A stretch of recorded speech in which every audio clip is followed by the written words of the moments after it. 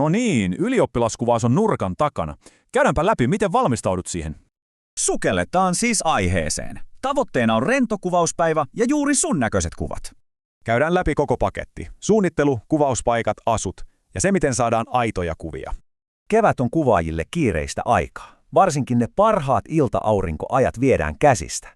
Suunnittelemalla varmistetaan, että ehditään luoda just sun persoonallisuutta heijastava kuvaussessio. No niin, sitten se kuvauspaikka, mihin kannattaisi suunnata Lappeenrannassa? Pointti on siis, että ympäristön pitäisi korostaa sua, ei viedä sulta huomiota. Vaihtoehtoja löytyy kyllä, aina klassisista kaupunkinäkymistä rauhallisiin luontopaikkoihin. Okei, sitten vaatteet. Tämä on tosi yleinen kysymys ja vastaus on helpompi kuin luuletkaan. Paras lopputulos tulee yleensä silloin, kun pukeudut omaan tuttuun tyyliisi. Ja tässä simppeli muistilista. Lakki, ehkä toinen asu, meikit ja vesipullo. Ja hei, ei tarvitse osata poseerata, sitä varten kuvaaja on paikalla ohjaamassa. Tämän prosessin avulla varmistetaan, että kokemus on sulle mahdollisimman rento. Ja lopputuloksena, ei mitään väkinäistä, vaan aitoja kuvia, jotka kertovat just sun tarinan. Yksi ylioppilas jännitti tosi paljon.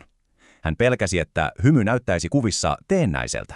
Mutta kun aloitettiin rennosti ihan vaan kävelemällä, lopputulos oli tämä. Ja juuri tämä on parasta palautetta, kun tunnistat kuvista oman aidon itsesi. Tavoitteena on siis sekoitus ajattomia portretteja ja eläväisiä, spontaaneja hetkiä. Hyvä suunnittelu siis takaa sen, että kuvaustilanteessa voit vain olla oma itsesi. Lopulta kyse on siitä, että juhlitaan sun saavutusta aidosti just sun tavalla.